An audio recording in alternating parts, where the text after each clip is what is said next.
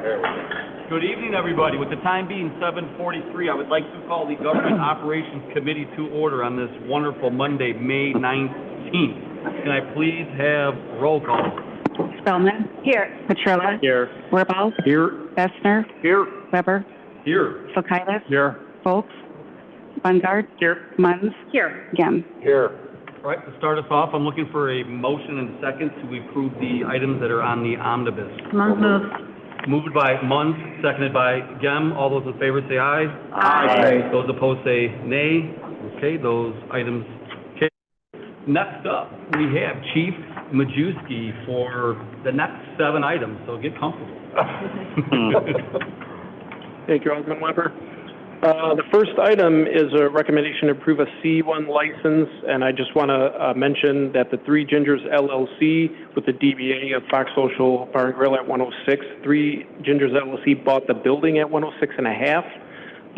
The correct address is 104 East Main Street, and the LLC is Fox Social Bar and Grill LLC. So just a note there. This was approved earlier this evening before the Liquor Control Commission and was unanimously approved. Again, I mentioned the correction with Three Gingers LLC, purchase 106. License application is under Fox Social Bar and Grill, again located at 104 East Main Street, and was previously called, is currently called the Crazy Fox Bar and Grill. The applicant, Roger and Sherry Greenhagel, are in the process of purchasing the Crazy Fox. So as of right now, it's Crazy Fox. Once that purchase is approved, it'll change over to Fox Social Bar and Grill. The business will be managed by their daughter, Bryn Greenhagel. They have not previously owned any liquor establishments. Business will maintain the same Class 1C license with a 1 a.m. late night permit, and no changes in operations will be made. Some cosmetic changes will be made, such as painting and replacing the bar top. And nothing was discovered that would prohibit the applicants or manager from obtaining the liquor license. With that, I and Roger are here to answer any questions if needed. Chief, I do have one question. What happens with when it changes like that with video gaming? Because the establishment is not changing and maintaining the same type of license, they can inherit the gaming licenses. Okay. Is there any questions up here? Move for approval. Motion by Wirball, seconded by Gem. Roll call, please. Spellman. Yes. Petrilla. Yes. Wirball. Yes. Bessner. Yes. Sokaitis. Yes. Bungard. Yes. Munns. Yes. Gem. Yes. All right, that item carries. You are approved. Next up, we have item 6B. Go ahead, Chief. Thank you. This is for Fali. This is appeared earlier this evening before the Liquor Control Commission, was unanimously approved. Fali is located at 305 West Main Street. We'll keep the same DBA. The applicant, Fali St.Charles LLC, was created by Hai Lee, who recently became the sole owner after taking over the business from his brother. Mr. Lee was previously the manager and then the co-owner. The business will maintain the same Class B1 license, and no changes in operations will be made. Their liquor license expired as of April 30th, so they have not been selling any alcohol. And once they obtain the license, they'll resume selling alcohol. So the name, the location, everything stays the same, just the change of ownership from one brother to the other who had sole ownerships. Nothing was discovered that would prohibit the applicant from obtaining the license. And with that, I can answer any questions, or Mr. Lee is here as well. Thank you. Go ahead, Ron. Thank you. I got a concern with the 3 DUIs he's had. Okay, 2 of them were a span of 6 months. That kind of bothers me. I have a little issue with that. And also, on page 66, instead of a bachelor's certificate, they have something else I've never seen. And let me pull it up here. As far as the DUIs are concerned, the last one was in 2013. That's 12 years ago. Oh, no, I know. I'm just... Understood, considering that, it's being that long ago with no other issues. Okay, and then the self-serve safe alcohol certificate, is that the same as a Bassett? On page 66. I've never seen that before. Normally it's a Bassett certificate. No.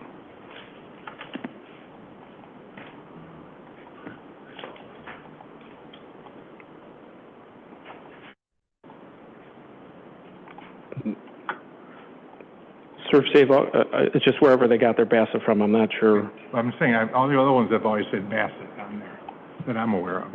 Is this okay? Yes. That's what my question is. Yes. Yes. Okay. Okay, thank you. Any other questions on this item? Move for approval. Second. Motion by Wirball, seconded by Petrilla. Roll call, please. Spellman, Yes. Petrilla. Yes. Wirball, Yes. Bessner, Yes. Kulkaitis, No. Mungard, Yes. Munns, Yes. Gem. Yes. Okay, that item carries. Thank you very much. Moving right along to item 6C. Go ahead, Chief Majewski. Right, this is for the farmer's market.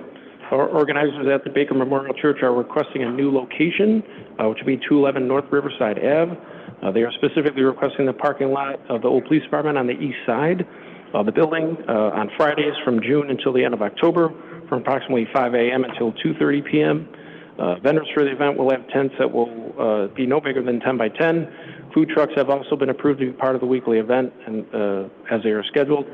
Signs will be installed by Public Works at the parking lot entrance exit, indicating no during the event time frame.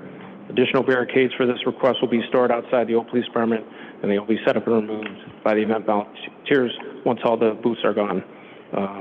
Rob Murphy and Carolyn Weibel are the applicants. Recommendation to approve the city property use and parking lot closure for the annual farmers market from June till October. All righty. Is there any questions for this? First of all, I'm very excited. This is a great place for it to go. Is there any, from an insurance perspective, any liability, anything we have to worry about? I don't believe so. No. No. Okay. We always request our certificate of insurance as we go through that. Okay, thank you. Any questions up here? Move for approval. Second. Motion by Wirball, seconded by Petrilla. Roll call, please. Spellman, Yes. Petrilla. Yes. Wirball, Yes. Bessner, Yes. Mungard, Yes. Munns, Yes. Gem. Yes. Oh, Kulkaitis. Yes. We got everybody? Okay, good. That item is approved. We're now moving along to item 6D. Go ahead, Chief Majewski. This appeared earlier this evening for the Local Control Commission, was unanimously approved. Application for a Class E1 temporary license authorizing the dispensing and consumption of craft beer on projects or property as indicated on the proposed 5K and race route. This license requested for a single one-day event, Hops for Hope, to be held Saturday, October 18, 2025. This is a repeat event in Mount St. Mary's Park, and it'll be from 10 a.m. to 4 p.m. And extends into Wheeler Park in Geneva. Similar to years past, the estimated attendance is about 1,000 participants. Project Mobility is a non-for-profit organization in partnership with the Bike Rack of St. Charles with the goal of raising funds to provide for adaptive cycling for subjects with physical disabilities. 2 EMA members will be present to cross traffic on Route 31, and 2 police officers will oversee the patrons at the Beer Fest. Event volunteers will monitor alcohol consumption, which will be beer only, and credentialed runners are all prepaid and registered inside the designated consumption areas. They're expected to have volunteers checking IDs and registrations prior to entering the alcohol consumption area. All participants must be 21 years or older, and each will receive an event-specific wristband confirming their identification and verifying their age. The event will be fenced in Mount St. Mary's Park. That will include a tent, award stands, and dispensing area for craft beer. Catherine Rita and Tammy Simmons from Project Mobility are the organizers, and I believe they're here. Recommendation to approve the E1 permit and in addition to the sound amplification, which I also applied for a temporary license for the Hops for Hope event. Thank you. Is there any questions?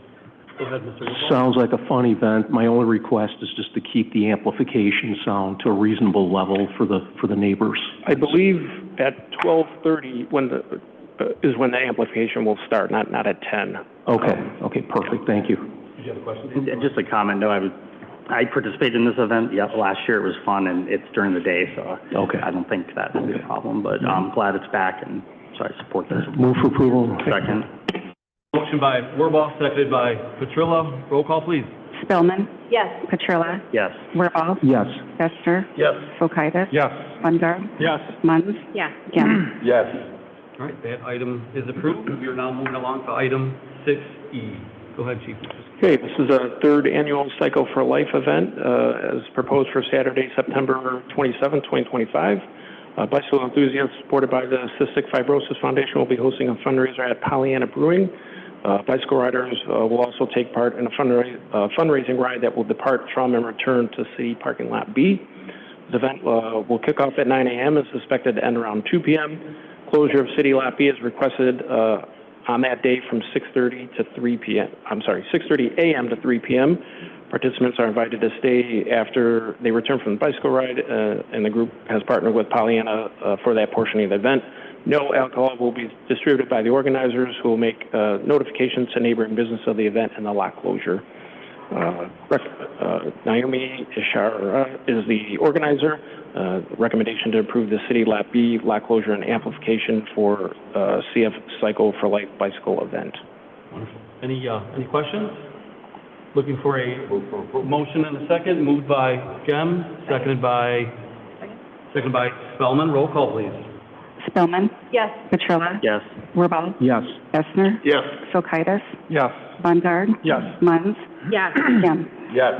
All right, that item carries. We are now moving along to 6F. Go ahead, Chief. All right, this will be the 2025 Fox Valley Marathon. Will be the 16th time we have hosted the event.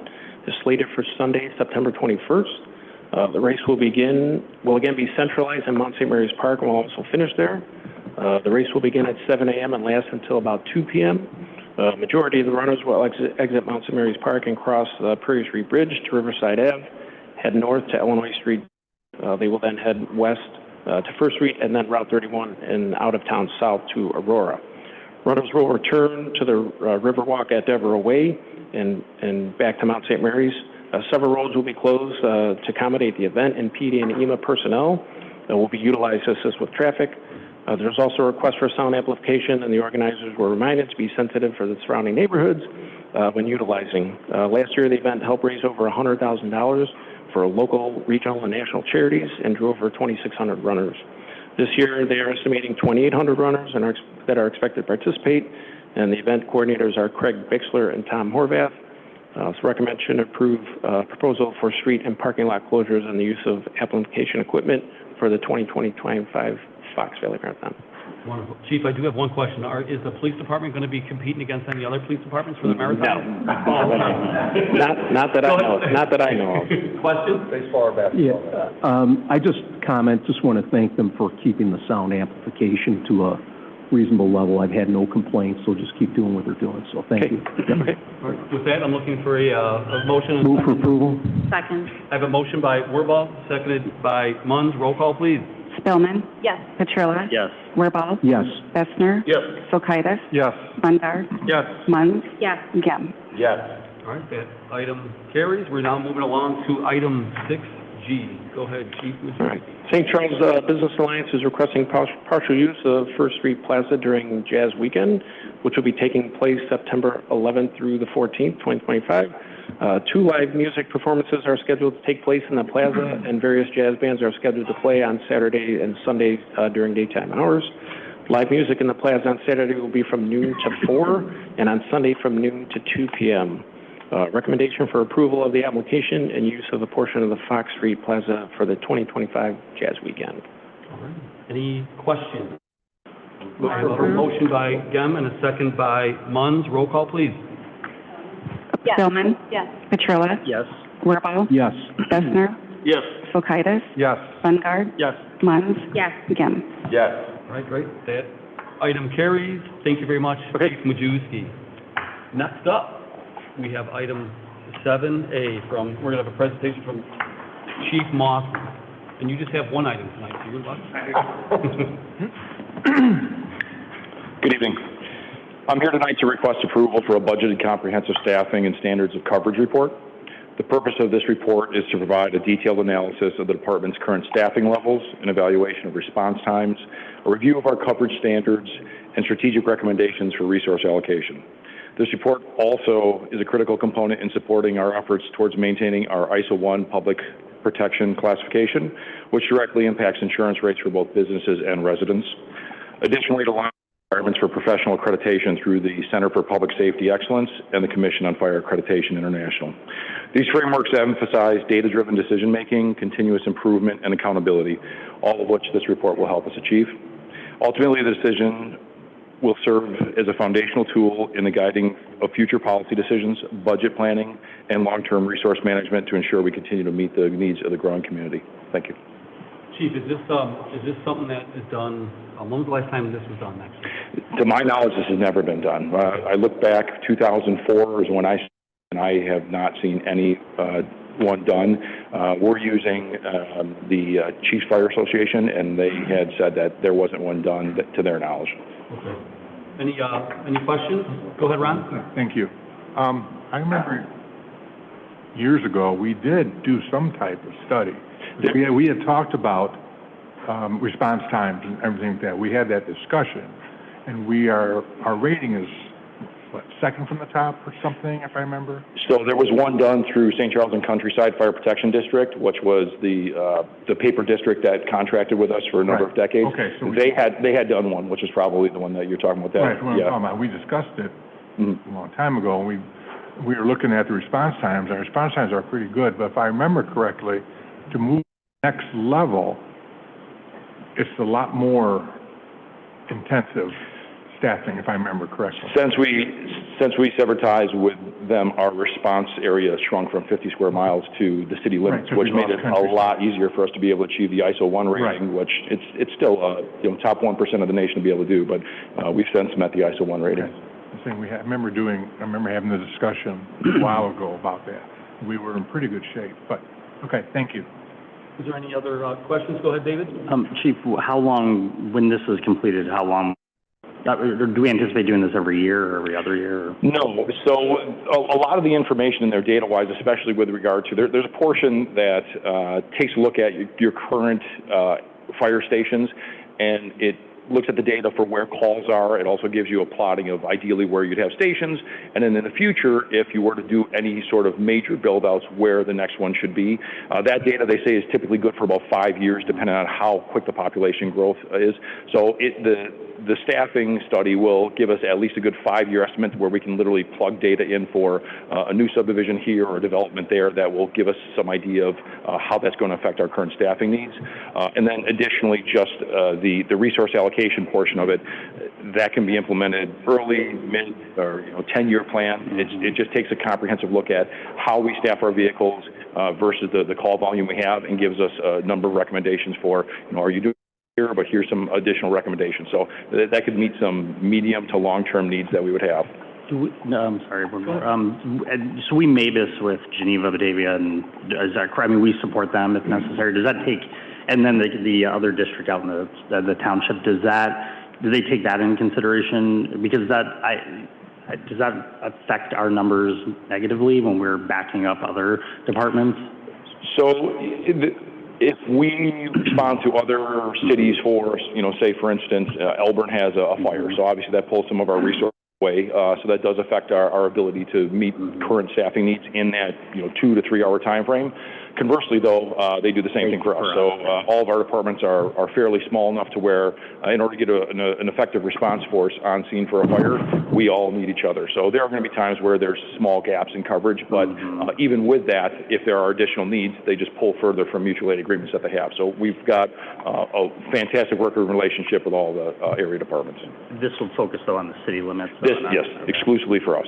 It will take into consideration our auto aid agreements with Geneva and Batavia and Elburn. Right. Okay. Go ahead, Brian. Thanks for your presentation. So just a question. I went over this, and it says fire station ideal location. So I guess, and I'm seeing where fire station location, relocation. So I just want to be clear, the intent is not to move our existing fire stations. Is that correct? Not at all. So with the data that they get, one of the things that they just take a look at is, say, in an ideal world, here's where your stations would be, just in terms of being able to respond to the current call volume that you have. If we've got a senior living facility that draws a lot of calls, obviously they're going to want a station that pulls a little further to it.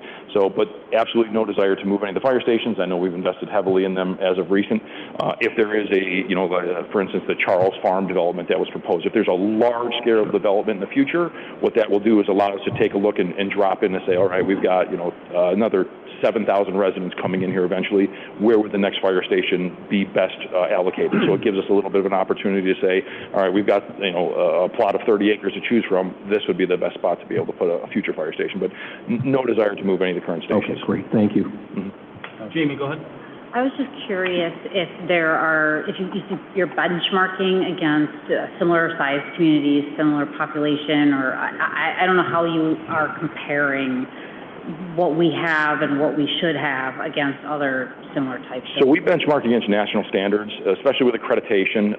Some of it is a self-imposed, but there are national standards that are set, and we've sought for those national standards for a long time. We fall pretty close. So, for instance, 6 minutes and 30 seconds to get an effective response force for a fire. Ours has been 6 minutes and 42 seconds. So we're 12 minutes behind a really high national standard. So some of those are self-imposed and some of them are just at the national level. And it's really up to, for ISO, it's a mandate. For accreditation, it's do you want to choose these high standards? Do you want to maybe start a little bit lower? So we've always chosen the high standards, and this document is going to look to see, are there any areas that we can tighten up to maybe save those 12 seconds in the future? But that's the standards we push against. Thank you. David, do you have another question? Yeah, I appreciate Brian's question and your answer regarding the senior facilities, and I know Ron and I sit on the TCA board for the city. So this could be also useful for leadership there as well in terms of response for the medics. And do you know if Geneva and Batavia are doing something similar? Because otherwise it's just one of the cities doing an assessment. To my knowledge, they aren't doing anything similar, but being that the ambulances are a part of our response force, that's going to definitely take a look at how best we allocate them. Our call volume is over 60% EMS, so there's going to be a good portion of that data that's going to take a look at the best way in which we can effectively respond to multiple calls. And with 3 new senior living facilities in the community in the past less than 10 years, it is put a strain. We've got 2 over on the west side, 1 on the far east side that have added some call volume. And then we get a discount too, so that's pretty cool. That's right. We do get a discount. I don't see any other questions. I believe I have a motion. Bongard will move and Gem will second. Roll call, please. Spillman. Yes. Petrilla. Yes. Wirball. Yes. Bessner. Yes. Fokitis. Yes. Bungard. Yes. Munns. Yes. Gem. Yes. Thank you, Chief. Thank you. Motion carries. Next up, do we have anybody for public comments? Seeing none, I don't believe we have any additional items from mayor, council, or staff. With that being, and we do not have a need for executive session, so I'm looking for a motion and a second to adjourn. Munns move. Moved by Munns, Second. seconded by Wirball. All those in favor of adjourning, say aye. Aye. Those opposed, say nay. The ayes have it. This meeting is, thank you. Thank you. I thought I